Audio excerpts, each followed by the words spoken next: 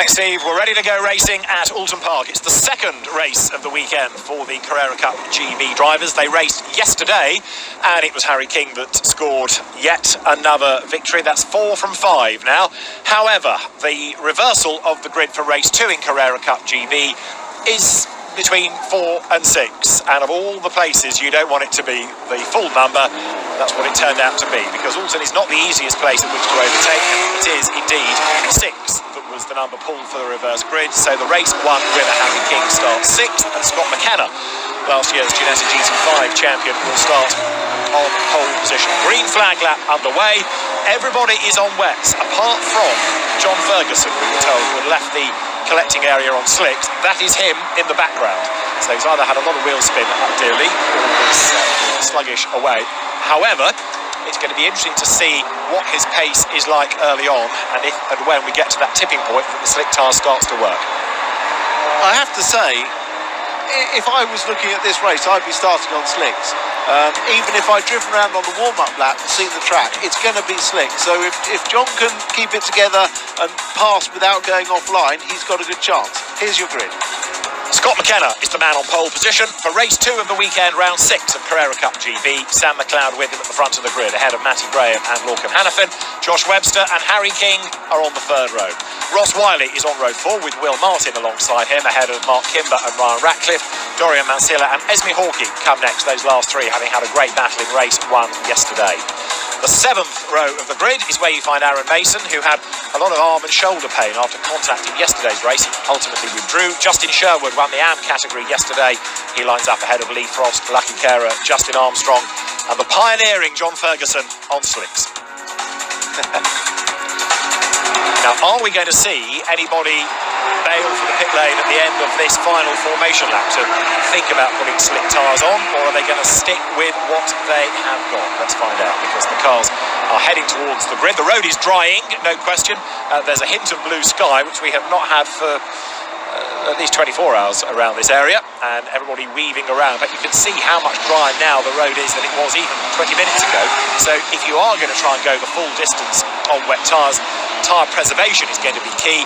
But bear in mind that, partly because the schedule has slipped somewhat, this race has been reduced from 18 to 15 laps, so you haven't got quite the length of race to worry about that tyre life. Yeah, that's true, and if you were going to do it, the time to have done it would have been after the assembly lap rather than after this formation lap to the grid, because you'll lose too much time.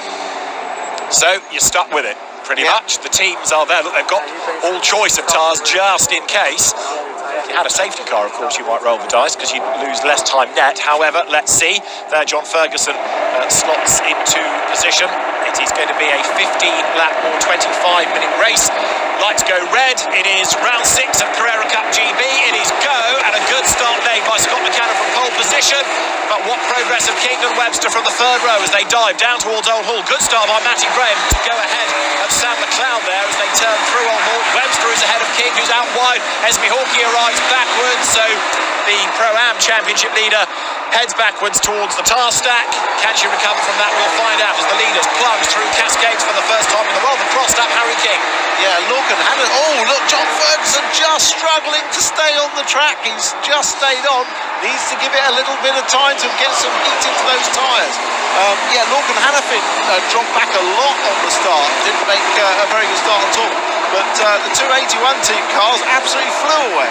So Webster is up to 3rd and King is 5th. So progress is being made up to a point, but it's Josh Webster who's getting through the traffic a little bit more easily here. Harry King is certainly an exciting driver to watch. We have seen that at Donington and at Brands Hatch. This is going to be a real test. Not only does he have to get through from 6th, he's got to do it on a greasy track surface, at a track that he's not been stellar in Ginettas in the past by his own admission. Plus, of course, there's only one line right now. Yeah, here we go into turn 1 again. Lorcan Hannafin at the back, and now we'll see Esme Hawkey coming into view backwards. Had some contact there. She was near Aaron Mason, wasn't she, on the grid? Aaron Mason, who had an arm injury in the first race, but good to see him back out. Yes, Aaron Mason was, I think, involved in that, in the Brookspeed Connect IT car. Now there is John Ferguson, who has lost chunks of time. Might be ruining his decision on tyres here. No, it's too early to rue that decision. He's not lost that much much time, and crucially, he's kept it on the island on the first lap. Every lap now will get better and better and better, but it's going to be so hard for him to pass. All down the inside. That's Harry King for fourth, isn't it? And he's gone through, and look at Josh Webster. Webster goes second at the expense of Matty Graham. So each time King gains a place, Webster does the same.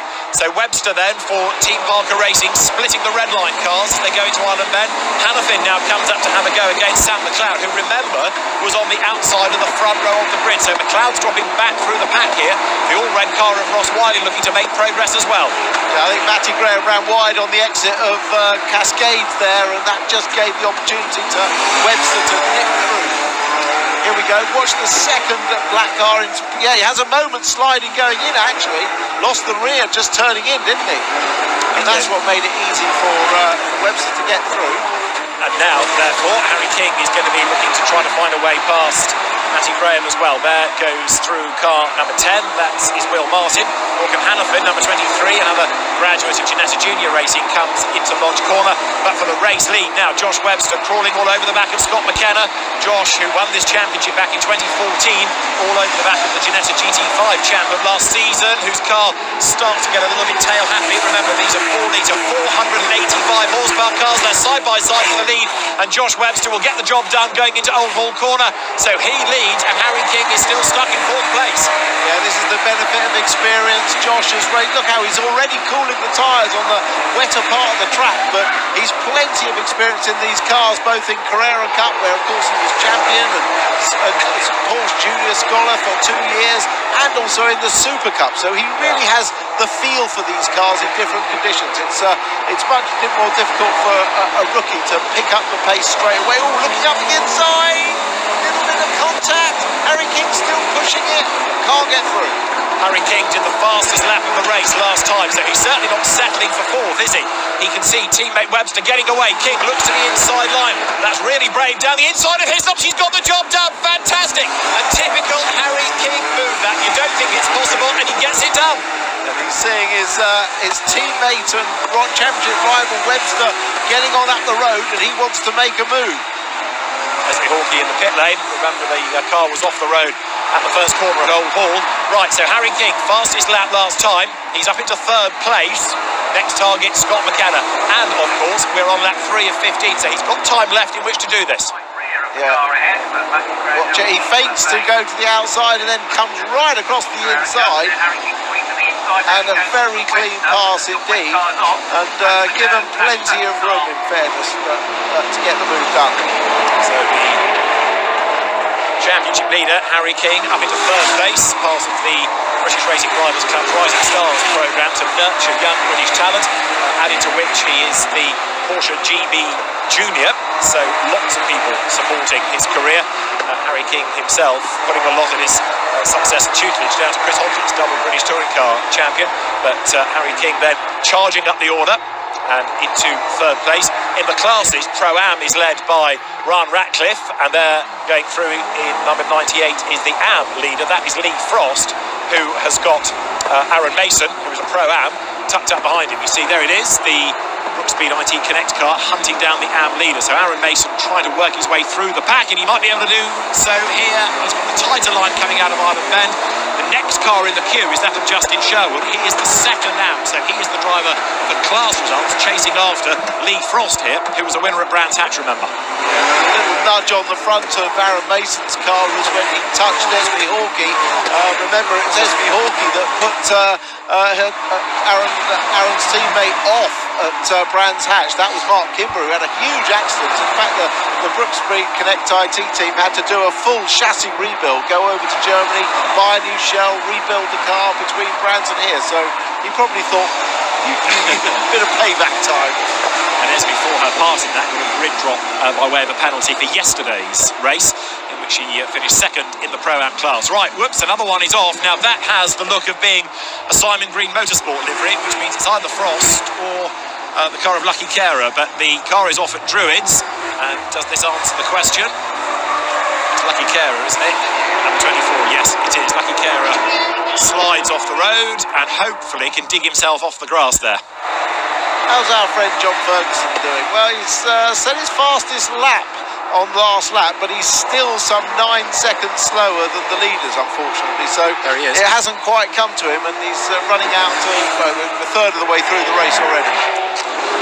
Yeah, so he goes over the timing line, and Josh Webster is in the middle sector. Josh having done a fastest lap of the race 2 laps ago, but then it was Harry King last time.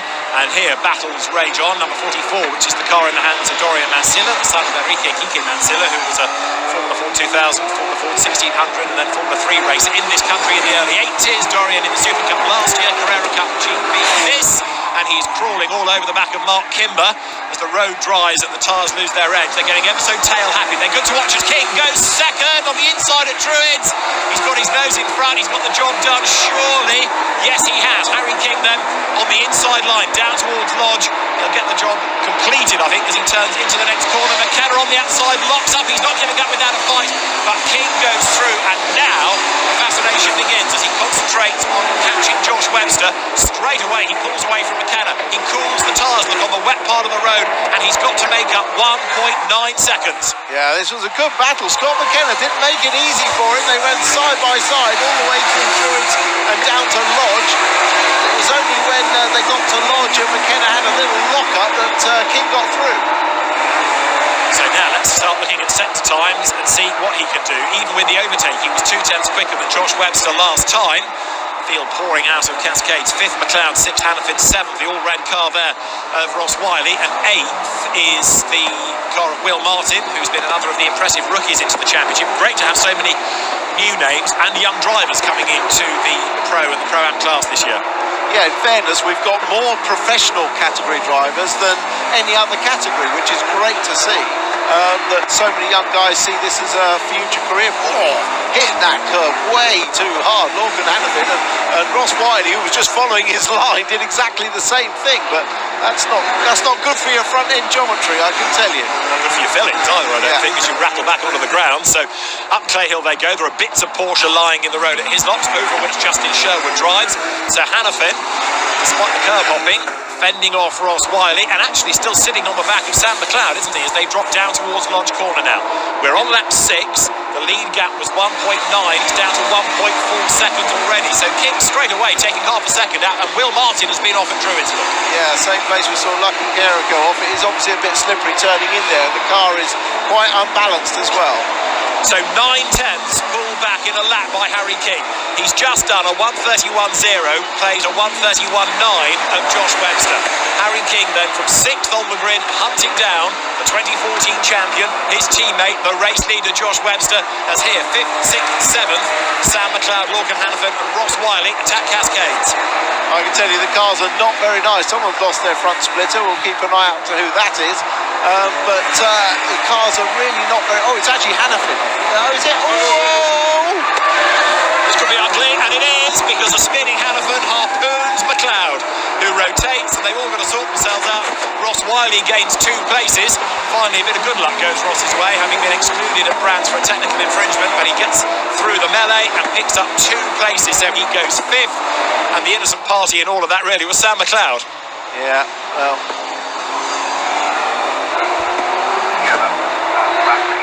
This was the previous lap, wasn't it, in all the curb hopping. That's where the splitter went. Oh, it's horrible. It looks worse in slow motion, doesn't it? It really does. But yeah, that's how he lost the splitter. And oh, look at Harry King. We come back into shot, and he's on the curbs. He's on the wet parts. He's hunting down Webster. He's only got one thing in his mind. Harry has already won all but 1 race so far this year. He's coming from 6th on the grid in this one. And the tyres at the moment will feel like jelly.